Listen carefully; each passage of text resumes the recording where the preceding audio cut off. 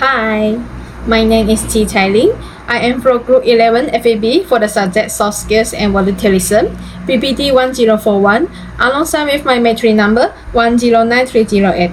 In this video, I will be presenting my reflection of the talk given by Ms. Nur Atika about stress management. Firstly, I would like to talk about two different types of stress, which is eustress and distress.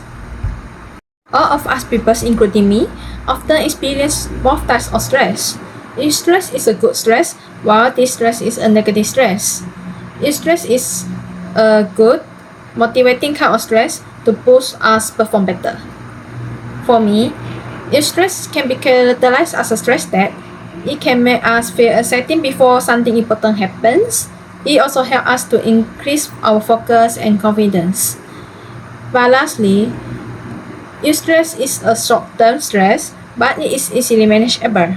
For example, I had an experience where I got eustress because I was feeling nervous before presentation in the class, but it actually gave me motivation to help me boost my confidence so that I can speak openly to the class. And on the other side, which is distress. Distress is a harmful and negative stress that is overwhelming. Distress is characterized as a stress that it reduces our performance. It also causes physical and emotional problems, and it can also be short-term and long-term. I got a distress at a time where I had too much pressure from overloaded assignment until it leads to burnout. To conclude, eustress and distress has the same symptoms, but each of the stress brings different impact on ourselves. Eustress brings benefit to us because it gives motivation, while distress has harmful effect to our mind and emotion. Moving on to the second point, which is I want to talk about personality is not permanent forever. Ms. Nur Atika has given us a DISC website for us to identify our current behavior. As a result, I tried the DISC website and my behavior style is S, which stands for steadiness. S, steadiness, describes a person as a patient, humble, and accommodating.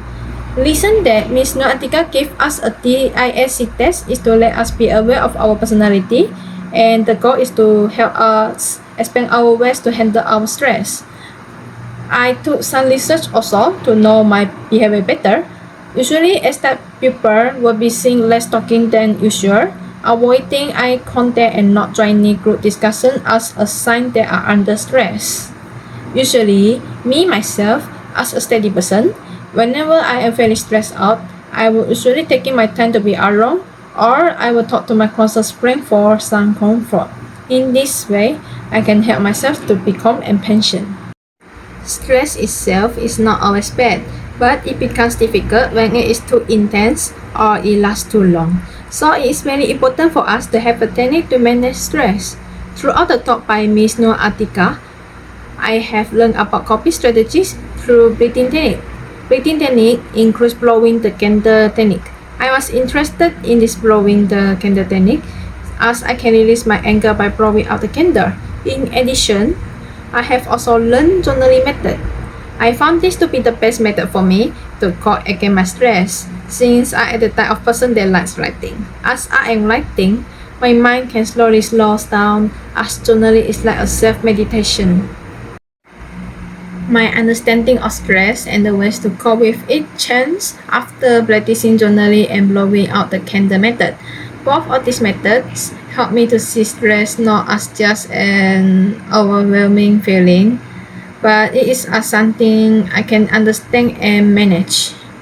Journaling has taught me that stress becomes more clearer when I am writing down.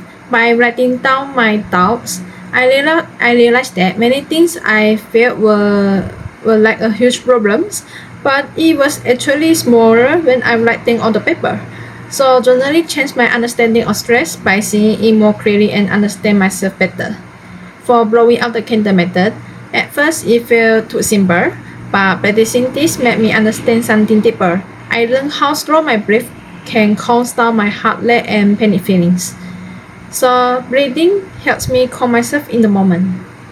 I can apply these coping strategies I have learned in my daily life and studies. I plan to apply them by using journal to organize my study tasks. This helps me to track my progress and making my study sessions to be more focused and productive. Before exams or presentation, I will use blowing out the candle method to lower down my anxiety and relax my mind. These strategies not only can help me cope against my stress, but can help improve my academic performance as well. From the stress management thought, I have learned that self-care is very important. I understand that taking care of my physical and mental is very important to help me stay emotionally balanced. In addition, it is also important to have awareness.